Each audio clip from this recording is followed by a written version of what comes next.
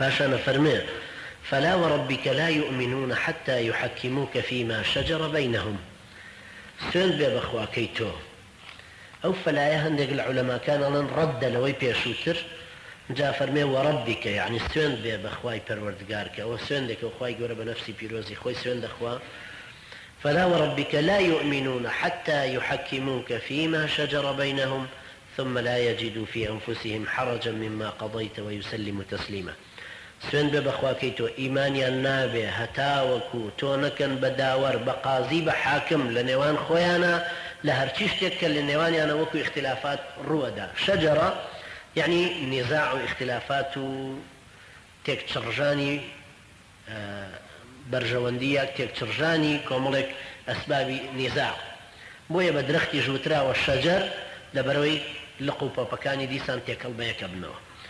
أمش لي رشاب معناه الشجرة اللي يعني نزاع واختلاف واختلاط كبكيوت بينه ثم لا يجد في أنفسهم حرجا مما قضيت ويسلم تسليما. أصل أويك اختلافاتك كأبيه أو حكمة بجرة ولاي بيغمبر عليه الصلاة والسلام وهرتشيشتك أو داوري كرد إنسان بالتسليم به بي رازي به ظاهرا لناخي دريش يا أفرمي ثم لا يجد في أنفسهم حرجا هيج قريو قولي ونارحتي نارحتي لدلو دروني أنا نامين برانبر بو حكمة ويسلم تسليما أو تسليماش ليبيا باسي مطلقي أو كسون إنساني مسلمان تسليما ببو حكمة. جارك بيغمبر عليه الصلاة والسلام زبيري كوري عوام ككوري بوري خويتي لجو قليك آو بو زرعاتكي خوي للرباريك آوي هنا بو زرعاتكي خوي ببي قانوني أواني شوابو كهركسك طبعا أرزي يكن تراوى بأنجا تتصر أرزي دوهم. زبيري كوري عوام لقل كابرايشي تركلتنشتي أو أرزي هبو نزاعي شاموبو هات من الله بيغمر عليه الصلاة والسلام بيغمر صلى الله عليه وسلم يكم جار كزانين نزاع كان وايا زبيرش كوري بوري خويتي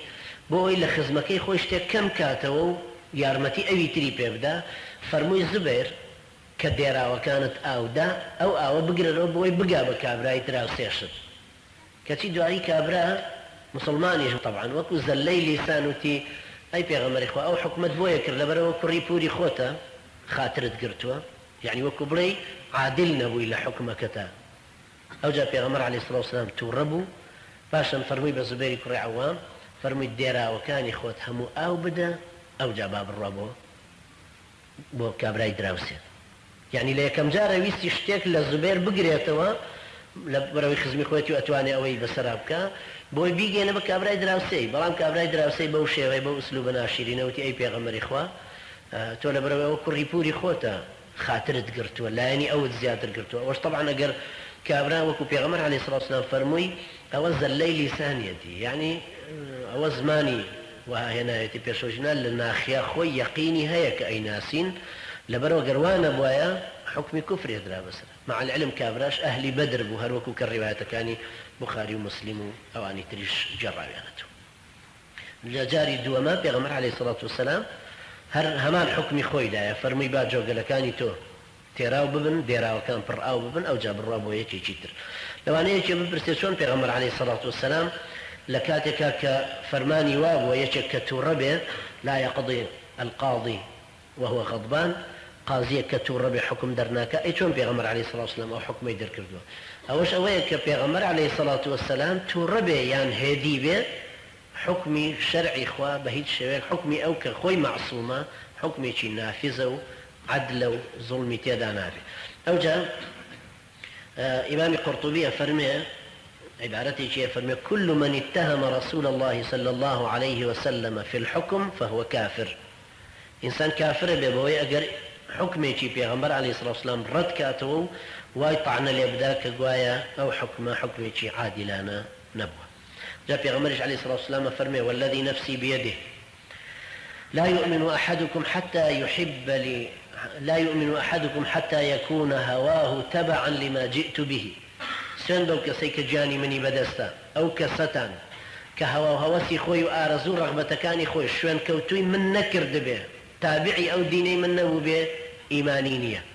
يعني إنساني مسلمان بوقت كديت دائري إسلامه ام اسلامت شوني لداوا كابو شوي وربغري بو يبي بصاحبي ايمان بو اخوي پروردگار فرمى فلا وربك لا يؤمنون حتى يحكموك فيما شجر بينهم ثم لا يجدوا في انفسهم حرجا مما قضيت ويسلموا تسليما. دعاء انسان طبعا معقول شنو كبرين والله تنهى ام حكم علاقيه بخدي شخصي بيغمبره عليه الصلاه والسلام اجناء ابواب السنه كان الغاب ابنه بلا معلومه اما يعني تسليم بون بحكم كتاب وسنة قرآن وحديث بيغمبر عليه الصلاة والسلام بويا هر وقت كتو اختلاف دبو لقل يشي چي ترات شوي تلا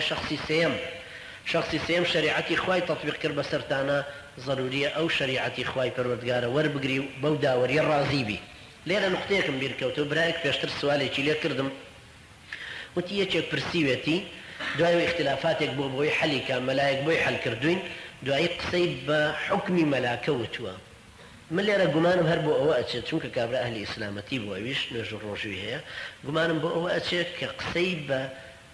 مەلاکە خۆی وتیبێت کە چۆنی حکم کردوون لە بینە ئایا گوێی لە هەردووکیان گرتووە یا شتێکی وها نەک جنەی بە حکمەکە خۆی داوێت ئەمما قسەی بە حکمە شەرعیەکە وتبێ ئینسان پێی کافرە بێ ئەگەر بێت و قسە بە حکمی ئیسلام خۆی بڵێ یعنی ئەگەر قورتوبی ڕەحمەتی خوای لێ بێ کە فەرمێ ئەگەر حکمێکی پێغەمبەر عەلەیهی سەڵاتو وسەلام اتهام بکەین بەوەی کە عادل نییە پێی کافرە بین جنێودان بە شریعەتەکەی بەتەکید ئینسان کافرەکە خوای پەروەردگار ئێمەش ئێوەش بپارێزێ ئەوەش ئەڵێن حتا وەکو زیاتر لە دینەکەمان حاڵی بین لە قورئان تێبگەین. أقول قولي هذا واستغفر الله لي ولكم وجزاكم الله خيرا والسلام عليكم ورحمة الله وبركاته.